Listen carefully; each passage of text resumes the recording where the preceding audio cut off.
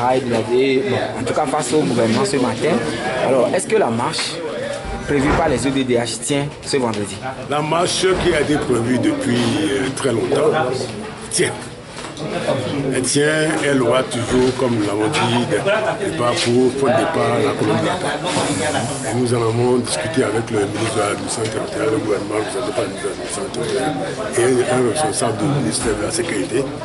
Et nous avions discuté d'abord de bien fondé de notre marche, de ses objectifs, du tracé de l'itinéraire.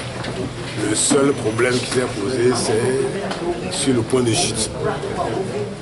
Et le ministre a dit que les députés étaient en session parlementaire, on ne saurait les troubler dans leur fonction, leur mandat, dans la fonction de l'Assemblée. Et qu'à tout moment, ils peuvent aller à l'Assemblée, sortir en commission, mais il ne faut pas les troubler. C'est pour cela qu'ils n'auraient pas que le gouvernement ne souhaiterait pas mais nous avons dit que notre marche est adressée aux députés, est adressée au gouvernement, est adressée au chef d'État, mais surtout aux députés qui vont voter la loi. La loi, au dernier mot, c'est eux qui vont voter. Quel est l'objet ou bien le point au centre de votre marche? C'est pour dire la nécessité, le caractère impératif, si ça est d'un impératif catégorique de des réformes qui doivent se faire. Le chef d'État lui-même a constaté ce caractère impératif en disant, quand il a réceptionné la CPJR, le rapport de la CPJR, la première partie, qu'il faut être courageux et que sans les réformes, il n'y aurait pas la paix. Sans les réformes, il n'y aurait pas la réconciliation. Et la CPJR, même dans son rapport, l'a dit de façon claire que sans les réformes constitutionnelles, il n'y aurait pas la paix, il n'y aurait pas la réconciliation, il n'y aurait pas la concorde nationale. Or, nous voulons qu'il y ait la paix, nous voulons qu'il y ait la réconciliation, nous voulons qu'il y ait la concorde nationale. Nous sommes les défenseurs des droits de l'homme. Quand les droits sont violés, nous souffrons aussi bien dans nos chairs que dans notre âme. Nous ne voulons plus ça. En 2005, du fait des élections présidentielles, nous avons dénombré 1114 morts. Nous ne voulons plus ça. Nous voulons la paix.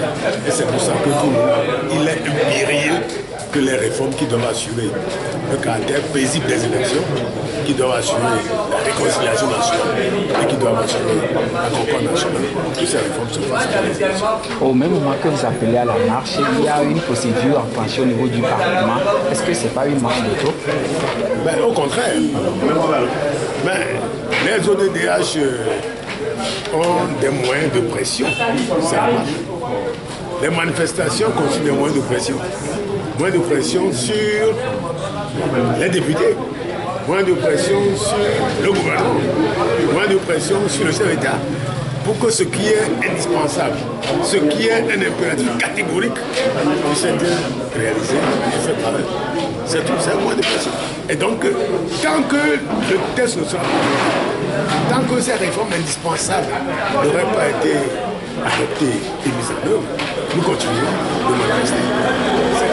Maintenant, même si, à supposer même qu'on se mette d'accord sur un texte boiteux qui ne soit pas dans le sens de la volonté du peuple togolais, nous allons continuer de manifester. C'est-à-dire? À supposer que demain, on fasse une petite parenthèse en disant que le chef d'État peut se présenter à l'élection, on aura fait une loi personnelle. Or, la loi était personnelle. Une loi ne doit viser personne. Or, si on dit qu'on permet par une acrobatie juridique ou par une alchimie juridique, on permet au chef d'État de se présenter, c'est qu'on aurait fait une loi personnelle. Or, une loi ne saurait avoir d'effet personnel. Donc, pour vous, réforme, oui, mais Fonia Simbi, pour la présidentielle 2015, non. Maintenant, non, ça c'est clair. Réforme, oui. Fonia Simbi, non. Mais je vous dis une chose. Même si il n'y a pas réforme, parce qu'il faut voir ça. Nous disons bien Les réformes sont indispensables, mais il se peut que le gouvernement s'entête et qu'il fasse des réformes. Il y a un test originel qui est sacré. C'est l'alinéa de l'article 59 qui dit en aucun cas il ne peut faire plus de mandats.